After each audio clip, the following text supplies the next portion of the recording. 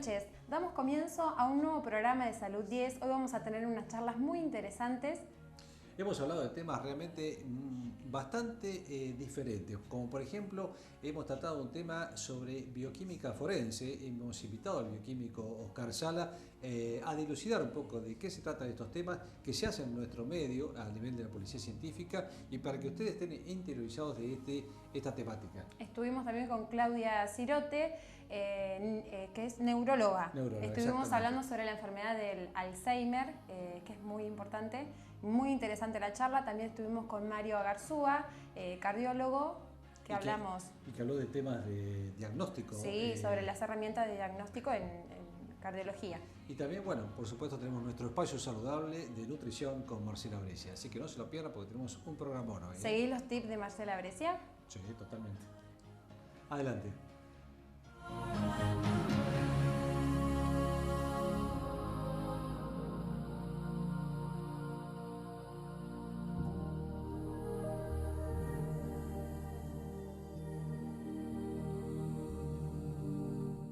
Como dijimos al inicio del programa, hoy vamos a tener un tema muy importante que es la bioquímica forense. Y hemos invitado a un especialista, un profesional de la bioquímica, que es el doctor Oscar Sala, al cual le agradecemos que hoy esté aquí con nosotros.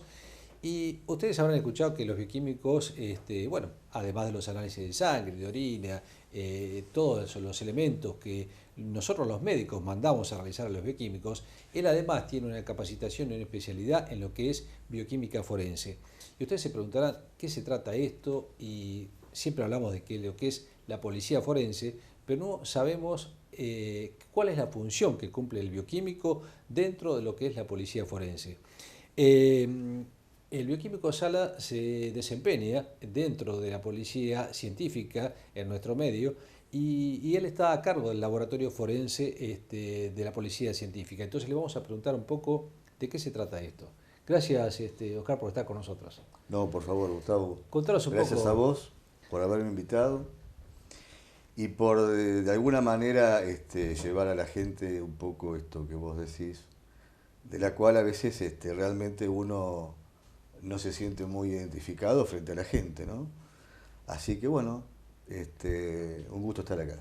Bueno, un poco queremos saber de qué se trata la bioquímica forense, cuál es el papel que cumplen ustedes dentro de lo que es toda una actividad forense que se lleva a cabo cuando tenemos un hecho delictivo o un hecho a veces fatídico, ¿no? Bueno, la bioquímica forense, junto con otras ramas de lo que sería la parte criminalística, actúa como auxiliares de la justicia en la investigación de los hechos criminales. El laboratorio, a través de los años, tanto por mayores conocimientos científicos como por un acceso tecnológico cada vez superior a través del tiempo, ha tomado una preponderancia realmente importante. Y hoy te diría de que prácticamente no existen hechos criminales, sobre todo aquellos que son de relevancias, que puedan apartarse de la labor del laboratorio pericial. Nosotros, vos trabajás en nuestro medio, en nuestra región. ¿Cómo ves el laboratorio desde el punto de vista forense en su capacitación, en su formación y en su, digamos, constitución? Si realmente tenemos todos los elementos, faltan, hay cosas que hay que derivarlas a La Plata o a Mar del Plata. Mira, tu pregunta es muy amplia, Gustavo. Yo te diría de que el laboratorio está recién empezando a instalarse en la sociedad y sobre todo instalarse en el Poder Judicial. Yo ya llevo cerca de 30 años trabajando en esto y para hacer una comparación, para que tengas una idea, cuando empecé en policía, ni siquiera policía tenía acá en nuestra región, tenía un laboratorio forense. Hoy, a través de los años, no solamente tenemos el laboratorio, sino que de a poco se ha ido equipando. Por supuesto, falta muchísimo por hacer, pero bueno, estamos en camino de eso. Lo cierto es que a partir del año 98 aproximadamente, lo que concierne a la investigación criminal de parte de la justicia tuvo un vuelco muy importante, dado que las instrucciones las lleva de un hecho criminal, las lleva adelante el fiscal. A través de ahí, la justicia tomó un vuelco importante porque, digamos, los hechos, para poder realmente resolverlos, se basan fundamentalmente en la evidencia física, o sea, en la prueba que le puede aportar policía científica, entre ellos el laboratorio. Por eso que te decía hoy inicialmente que el laboratorio ha tomado, a través del tiempo y en estos últimos años, un rol muy importante. Ni que hablar con el advenimiento de lo que todo el mundo conoce como estudios genéticos ADN. O estudios de ADN. Claro. Que eso ha sido un poco el broche de oro de lo que sería la investigación criminal. ¿Eso también se realiza acá en este medio? No. Los laboratorios de ADN o laboratorios de inmunogenética son de altísimos costos, de una alta complejidad, y en la provincia de Buenos Aires hoy en la actualidad existen dos. Uno pertenece a la asesoría pericial de la Suprema Corte de Justicia y el otro pertenece a Policía de la provincia de Buenos Aires y está en la ciudad de San Martín. Yo entiendo de que es una necesidad y se está haciendo cada vez seguramente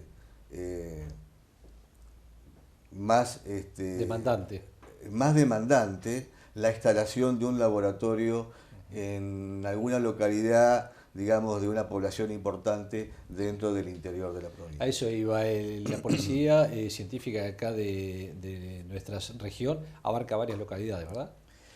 Bueno, el laboratorio nuestro abarca, digamos, el departamento judicial de Azul. O sea, se desprende un poco de lo que sería la departamental distrital de Azul. Con esto te quiero decir que va mucho más allá. Fíjate que tiene una región muy importante porque abarca 13 partidos, con dos localidades muy importantes como son la de Olavarría y Tandil. Claro. Con esto te quiero decir que los azuleños nos tenemos que sentir realmente orgullosos de ser cabecera de una delegación de policía científica, y entre ellas de contar con el único laboratorio químico pericial que hay en toda la región centro de la provincia. Aprovechando un poco que estamos en épocas muy cercanas a las elecciones, esperemos que todos los candidatos que se presenten pongan un poco de esfuerzo para que esto crezca realmente y que siga siendo cabecera Azul, pero con una mayor amplitud de estudios que se puedan llegar a realizar en esta región tan amplia de tanta cantidad de habitantes y además de tantos hechos delictivos que a veces ocurren y que la idea es poder resolverlos lo más cercano posible, ¿no? Qué importante lo que vos estás diciendo, realmente tiene que ser así. Es decir, se tiene que tomar conciencia para planificar a futuro y no realmente tomar cartas en el asunto cuando el hecho ocurre en sí. Exacto. Que es lo que comúnmente pasa. Sí. Eso lo vemos hoy en día en muchas situaciones delictivas donde se lamenta la sociedad en no poder contar ni con los medios ni con los profesionales cuando ocurren hechos importantes que quedan sin resolver. Y además el tiempo, porque a veces necesitamos que sea lo más prematuro posible realizar una pericia. No, ni que hablar. Claro, y no perder tiempo en cuanto a esto, ¿no? Ni que hablar, eso que vos estás diciendo es fundamental. A medida que pasan los días, es como que las evidencias y las pruebas se van diluyendo a través del tiempo. Y por lo tanto, eso va en detrimento de poder realmente llegar a buen puerto. Oscar, te saco un poquito de la parte forense y vamos un poco a la parte de actividad bioquímica, extra policía o extra científico.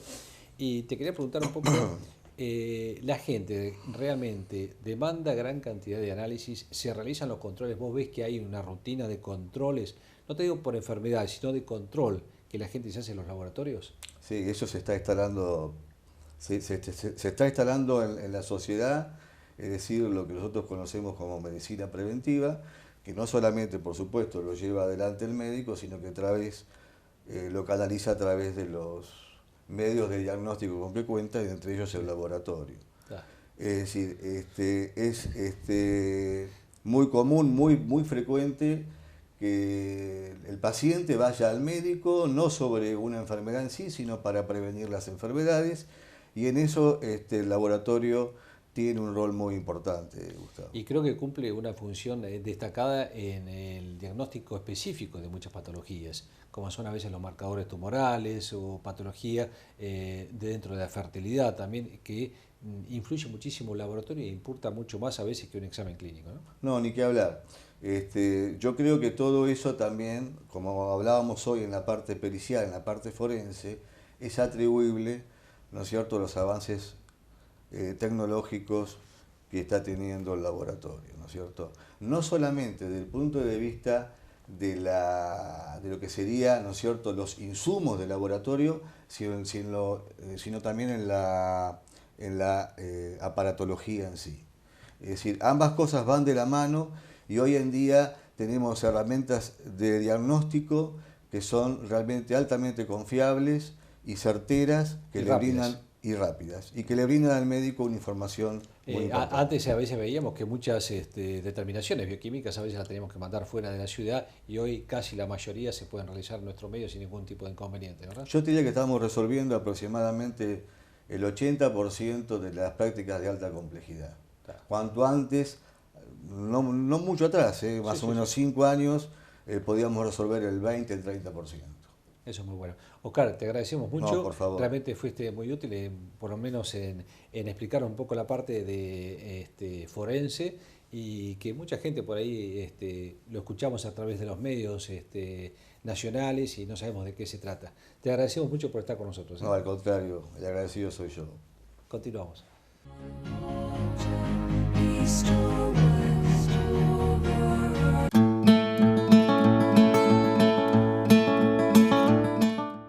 Buenas noches, bienvenidos a Salud 10, nuestro micro de nutrición. Gracias por todos los que nos dicen en la calle.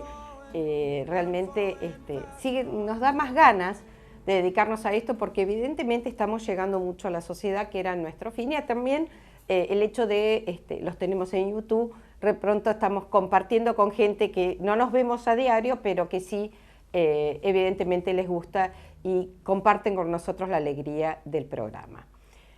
Vamos a irnos de picnic, y el picnic hace de que yo pueda elegir alimentos que puedan compartir con todos los que vamos a ir a hacer un picnic, una picada, una comida rápida. Uno llega al extremo a veces cuando tiene planes de alimentación por alguna patología, de creer que nuestra patología se cura, se olvida, porque es sábado, porque es domingo, porque estamos de cumpleaños. Y de pronto uno empieza o a aislarse de la actividad social o a hacer el robo total. Y a veces ninguna de las dos cosas son buenas. Aquellos que tienen que empezar un plan alimentario, que hubo un cambio por alguna patología especial, deja de hacer cosas que estaba haciendo, y de pronto no es bueno que se aísle. Tema peñas, tema picnic, tema el hecho de las picadas, comidas con amigos. Uno tiene que tratar de plantear siempre, si uno decide hacer una comida con amigos, esto de amigos quieren lo mejor para uno. Entonces van a entender perfectamente que aquel que tiene algún problema y tiene que cambiar su hábito alimentario, lo va a hacer con amigos. No estamos yendo a comer con el enemigo, sino con amigos. Entonces, peñas. Yo siempre le digo a mis pacientes, si el problema es por una hipertensión o por un problema de diabetes serio o por un problema cardíaco, que no puede comer la picada de las peñas, que realmente hay un gran esmero en realizar unas picadas muy importantes, y de pronto son peñas, las peñas de los hombres, en donde aprovechan a comer de todo, precisamente porque nadie los controla. Los que están en la peña son pares, y muchos de los pares tienen el mismo problema. Entonces es como que uno se olvida. Pero bueno, si este paciente, este individuo, tiene que contener y mantener esta conducta alimentaria, yo a veces les digo, bueno, que le hagan un llamadito cuando se estén por sentar a cenar. Evitamos la peña, llegamos al plato de comida, podemos decidir solos que nos sirvan una porción y estaría solucionado.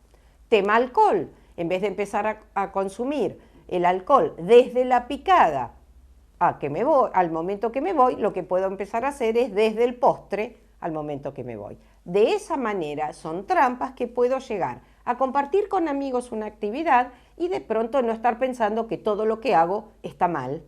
Entonces puedo llegar a tener a veces consecuencias que no son las óptimas, entonces las tenemos que considerar. Entonces aprender a ir a la peña, aprender al picnic, a la picada, es importante. Cuando hay comida de asado, de carnes a la parrilla, si yo soy un hipertenso, puedo manifestarle al cocinero que por favor deje una porción sin sal. Tan sencillo como eso. Si yo logro que no le agreguen sal a mi porción, aunque en la ensalada le hayan puesto sal, va a ser comer mucho menos sal que si al asador se le ocurrió agregarle gran cantidad de sal a la comida. Entonces, evitamos ya la picada. De esa manera disminuimos mucho el consumo de sal. Tratamos de disminuir la sal del asado, de la comida que están realizando, aunque algo tenga sal, va a ser mucho menos, y después nos quedamos con el postre, donde podemos llegar a tener una disminución en la porción, compartir la porción, que nos sirvan menos, y de esta manera soluciono mucho esto de consumir. Supongamos que queremos comer un sándwich. Lo ideal es que los panes sean integrales. ¿Por qué? Porque va a tener más fibra y mayor poder de saciedad. Lo ideal es que mi pan que voy a utilizar integral sea en un tipo mignon, en una fugaza o en un pan lactal, lo puedo hacer tostado. Tostado pero que esté frío, no tostado en el momento que al modificarse las grasas, da mayor palatabilidad y no es ideal. Un tostado caliente come más. Si utilizo una brusqueta, como les decimos ahora, cualquier tostada, o pan, o galleta, o pan mignon, o Felipe, lo hago tostado, lo puedo saborizar con algún condimento que me guste, puedo llegar a hacer un sándwich saludable con pollo, con carne, con un lomito, con un bife de cuadril, le puedo agregar tomate, lechuga, pepino, puedo hacer milanesas de pollo, de pescado, milanesas de ternera, en tamaños acordes al pan, de berenjena, de zapallitos, de zapallo, o sea, puedo hacer un buen pan saludable, un sándwich saludable, vegetariano o no, donde le agrego mucho volumen, o sea, donde mi sándwich sea muy importante y donde le estoy agregando mucha cantidad de fibra, con hojas de acelga, con hojas de lechuga, con huevo duro, tomate, o sea, agregarle un montón de verduras que hago que mi pan tenga algo crunchy, algo durito que pueda masticar, no solo sea de tragar. Y de esta manera no estoy utilizando fiambres. ¿Puedo utilizar un queso descremado? Perfecto, pero no los fiambres. Todos los fiambres, si es un hipertenso, no lo va a poder consumir. Sí podemos hacer un matambre arrollado, un pollo arrollado, filetearlo, un peseto, una colita de cuadril, hervirlo, lo dejamos que se enfríe en el agua de cocción para que no quede seco. Cuando uno quiere utilizar una carne fría, lo ideal es que se enfríe en el agua de cocción. De esta manera, el caldo ese lo tengo que desechar porque tiene la grasa que largó la carne, pero sí puedo utilizar de pronto este trozo de carne, filetearlo y hacer un sándwich perfectamente saludable y poder compartir con los demás. Las picadas lo mismo, las puedo llegar a hacer con distintos tipos de verduras, algunas crudas, otras cocidas, tomatitos cherry, dar variedad de ensaladas, de verduras, de preparación, croquetas, y de pronto dejar librado a no incorporar los embutidos, salame, salamín, salchichón. Son muy ricos, no estoy diciendo que no. Estoy diciendo si quiero compartir con muchos una picada, pero no lo puedo hacer porque lo que comen los demás no es lo que yo necesito. Y mi decisión es cuidarme. Entonces, ¿cuál es la opción? Tratar de tener mi bandeja, mi tabla de fiambres más dietéticos, más saludables, y esto de pronto se vaya transmitiendo a todo el grupo de amigos y todos compartan un momento de alegría, como es una peña, una reunión de amigos, y no simplemente dejar librado a que no puedo ir porque no puedo comer. Y paso de querer estar saludable a ser un enfermo. Y eso es lo que uno trata de evitar en el paciente que tiene que empezar un plan alimentario saludable. Espero que les haya sido útil. Mi intención es recalcar cada tanto estas cuestiones de aprendizaje. Nos vemos en un próximo programa y seguimos con Salud 10.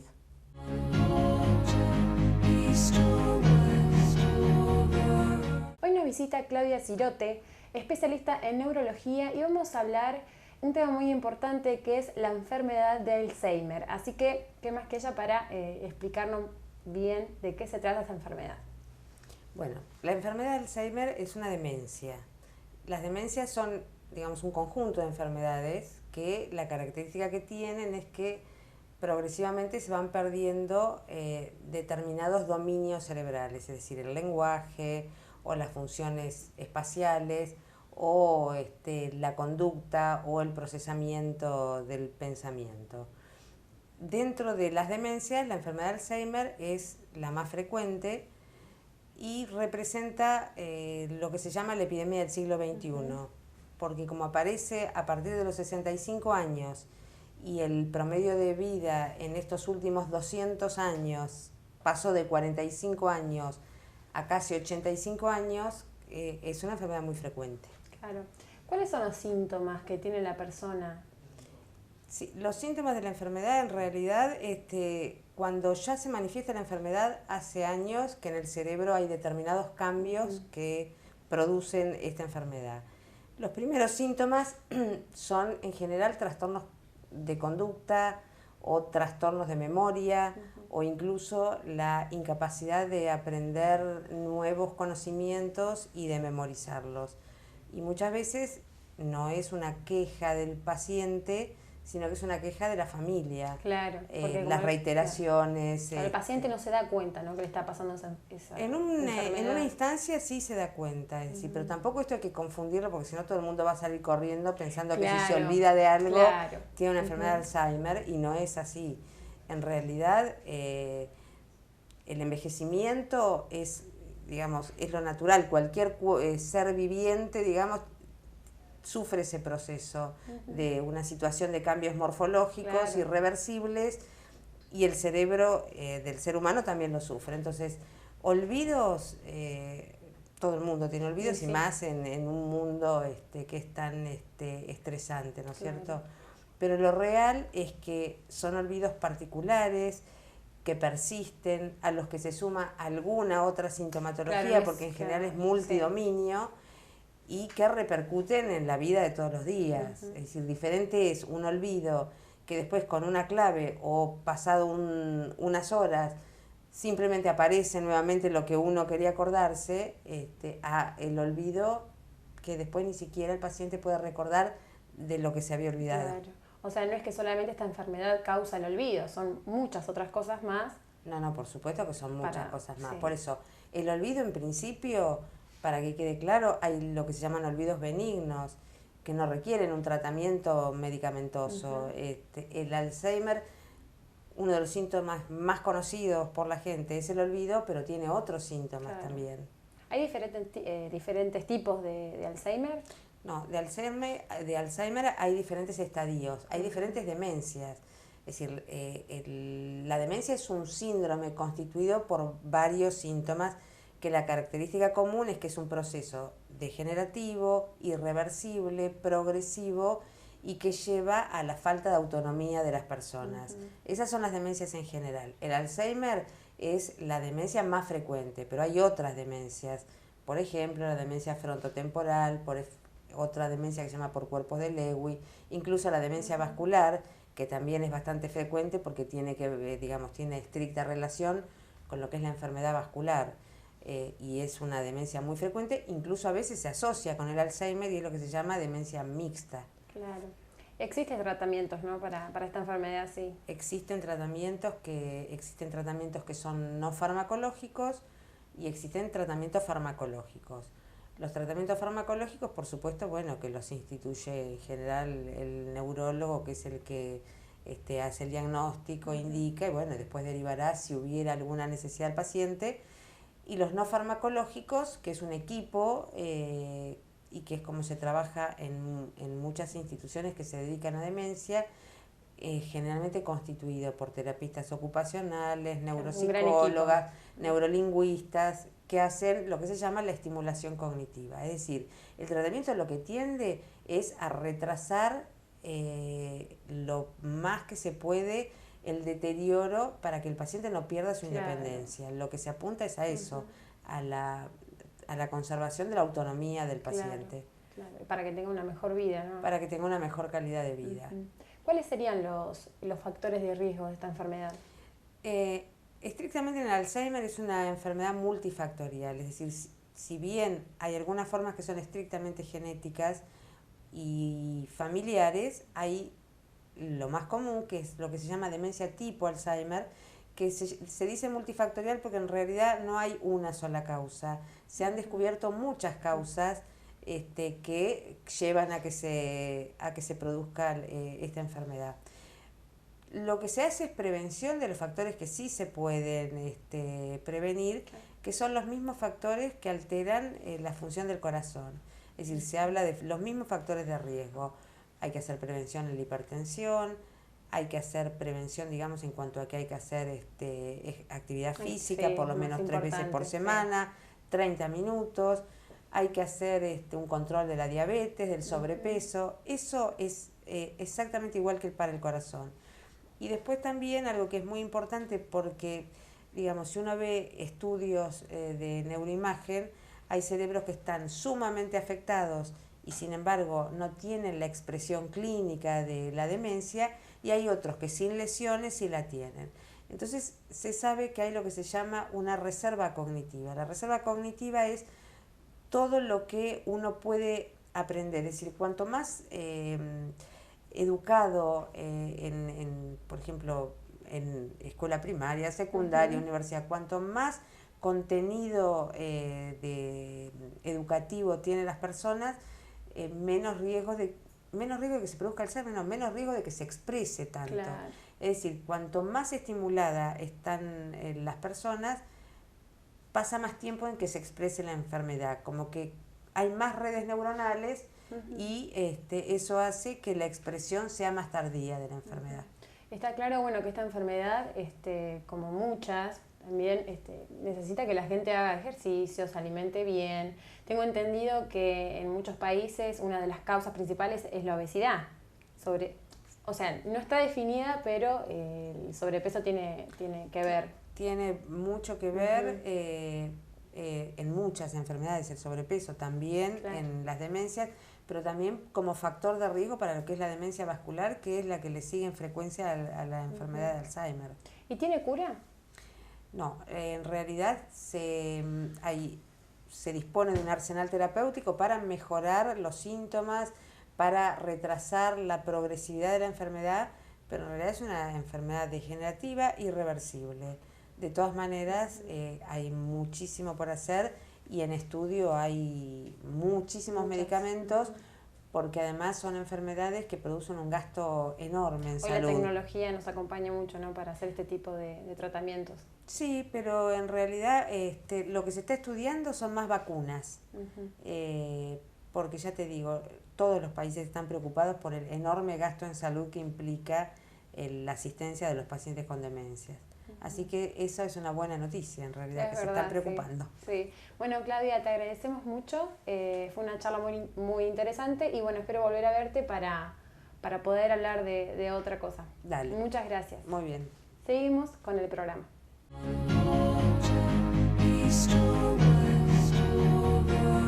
Hoy está con nosotros Mario Garzúa, médico cardiólogo, y vamos a hablar sobre herramientas de diagnóstico en cardiología. Así que, ¿cómo estás? Muy bien, gracias por invitarme. Bueno, contanos un poco qué es esto de herramientas, elementos en cardiología. Cuando nos ponemos a hablar de herramientas en cardiología, yo siempre tratamos un poco lo que nos han enseñado, que tenemos, como vos decís, herramientas que son el electrocardiograma, el ecocardiograma Doppler, bueno, hay infinidad de estudios, la ergometría, que justamente son herramientas, pero lo más importante es la anamnesis, que es el interrogatorio del paciente y por qué acude a la consulta, y lo otro muy importante es el examen físico del paciente. Digamos, las herramientas son eso, herramientas, pero insisto que lo más importante es ver por qué el paciente acude a un cardiólogo. Claro, qué es lo que tiene. A medida de eso se hacen estos tipos de estudios, se utilizan este tipo de herramientas. Correcto, exacto. Bueno, un poco el electrocardiograma es de siempre el primer elemento que echa a mano el cardiólogo cuando tiene que empezar a examinar un paciente, ¿no? Pero bueno, el electrocardiograma es un elemento que valora la parte eléctrica del corazón, solo eso, y tenemos otros, como decía recién. Depende de la edad que tenga el paciente, depende de los síntomas que tenga y cuáles son las necesidades que uno valora la necesidad de otros estudios, ¿no? No solo en el ecocardiograma aparece todo lo que vos tenés, siempre tenés que hacerte un montón de... Claro, exacto. No es lo mismo atender a un paciente que tiene 18 años que está haciendo actividad física, que juega al fútbol o que hace algún tipo de deporte, a un paciente de 70 años que necesitan otras cosas. Hay un estudio que un poco la gente conoce bastante, además del electrocardiograma, y se pregunta a veces para qué sirve, que es la ergometría, que es una prueba de esfuerzo que se puede hacer en una cinta o se puede hacer en bicicleta, y lo que se hace es poner el corazón en funcionamiento, claro. Sí. Entonces se lo somete al paciente a una actividad física contra un peso o una velocidad, y uno va viendo con un programa de la computadora cómo se comporta el corazón eléctricamente, cómo se comporta la presión, y uno puede ver en una persona que está haciendo actividad física de alto rendimiento si se le sube la presión, si tiene alguna arritmia, y en ese caso, por supuesto, hay que corregir esas cosas antes de volverlo a la actividad. Claro. Y por otro lado está, por ejemplo, el paciente, arriba de 65 años, que las necesidades y la patología es otra, ¿no? Entonces uno ahí valora, si bien la prueba es la misma, se utilizan otros protocolos de trabajo, pero lo que busca es otra cosa. La aparición de arritmias y aparición de otras enfermedades, por ejemplo, la enfermedad coronaria, que es la prevalente después de los 65 años. Hoy la gente mucho no va al cardiólogo, más allá de que por ahí o te manden a hacer un electrocardiograma para hacer una actividad física, para comenzar algún deporte, sino no aparece. ¿Usted recomienda que a partir de qué edad se debe comenzar a ir? Bueno, un poco el centro de, digamos, quién es que tiene que hacer la recomendación es el médico clínico. El médico clínico es el centro, la orientación para todos los pacientes, cuándo tiene que ir al cardiólogo, cuándo tiene que ir al ginecólogo, al urólogo. Digamos, él es quien nos orienta. Por supuesto que todos los chicos que hagan actividad física y no tengan una valoración cardiológica antes, digamos, si han llegado a los 15 años y no tienen valoración cardiológica, la tienen que hacer. Y todas las personas adultas por encima de 35 años y no tuvieron nunca una valoración cardiológica también lo tienen que hacer. En cada uno de los grupos etarios se miden diferentes cosas. Así que bueno, un poco esa es la idea. Está bien. Con esto podemos evitar muchas cosas, muchas enfermedades, y después, para no preguntarnos el por qué, ¿no? De por qué pasan las cosas, por ejemplo, la muerte súbita. Correcto. Sí. Que bueno, la gente no va al cardiólogo. Muchos deportistas también han pasado por este tipo de ataques. Sí. Es muy importante. Sí, es todo un capítulo, ¿no? En la cardiología, la cardiología relacionada con el deporte y la muerte súbita relacionada con el deporte. Nosotros sabemos que esto es estadística y eso es así. En el mundo el 95% de las causas de muerte súbita son de origen cardiovascular. Y su gran mayoría son prevenibles. Entonces, haciendo los chequeos correspondientes, uno puede recomendar al paciente quitarlo de actividad física o hacer otro tipo de actividad. En este caso, la ergometría hay que hacerla para la actividad física, hay que hacer ecocardiograma Doppler y hay que hacer un electrocardiograma de reposo. Digamos. Estos son los 3 estudios básicos para empezar a hacer una actividad física. Claro. Si uno va a empezar un gimnasio y tiene 25, 28 años, 30 y nunca hizo nunca hizo un examen médico, es el momento de hacerlo. Lo mismo para aquellos niños que tienen 15 años. Lo mismo para aquellos que tienen... Pero no lo hace. Digamos, la gente está claro que no lo hace porque conozco, y yo también lo hago, que empiezo un deporte y sí, hasta que no me aparece un dolor o algo, claro, no aparezco. Claro. Bueno, deberíamos empezar a aparecer en el médico. Yo creo que el punto es ir a la consulta con el médico clínico. Y el médico clínico es quien tiene que orientarnos. Porque el electrocardiograma, por ejemplo, descarta arritmias o enfermedades que nos pueden ocasionar la muerte súbita, claro, relacionadas con la actividad eléctrica del corazón. El ecocardiograma Doppler con la función mecánica del corazón y la estructura. digamos, para cada cosa determinadas herramientas. Pero es cierto lo que vos decís. Estamos viendo desde hace un tiempo a la fecha muerte súbita relacionada con el deporte, y seguramente está relacionado con que el deporte ahora se exige cada día más.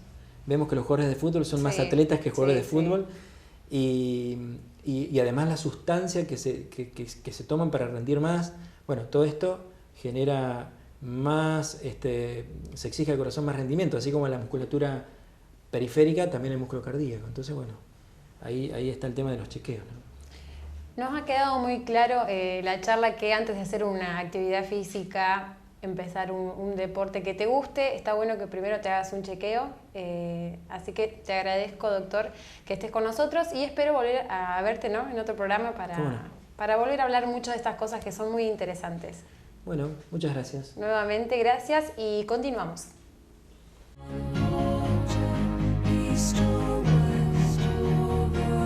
Y así damos por finalizado este nuevo programa, que estuvo muy interesante. Estuvimos hablando con Mario, que es cardiólogo, sobre las herramientas de diagnóstico en cardiología, también con Claudia Cirote, neuróloga, y bueno. Muy lindo, porque lo que hablaste con Mario Garzúa sobre de que todos nos tenemos que hacer controles cardiológicos independientes de nuestra edad, si hacemos deporte o actividad física. Sí, la verdad que estuvo muy bueno, muy interesante, y nos dejó claro que siempre tenemos que ir al cardiólogo. Exactamente. El bioquímico Oscar Sala nos habló de lo que es la bioquímica forense. Es algo bastante interesante y que realmente mucha gente por ahí no lo conocía de qué se trataba. Marcela Brescia nos ilustró siempre con su programa de nutrición. Y bueno, queremos desearle un feliz día, que fue unos días anteriores, el Día del Asistente Social. Así que un saludo muy cordial a todos ellos, y les deseamos a todos ustedes un feliz Día de la Independencia, 9 de junio. Sí, así es, les mandamos un beso muy grande a todos, Tapalqué, Azul, Cacharí, y bueno, nos volvemos a ver el próximo lunes. En 7 días, los lunes a las 21 horas.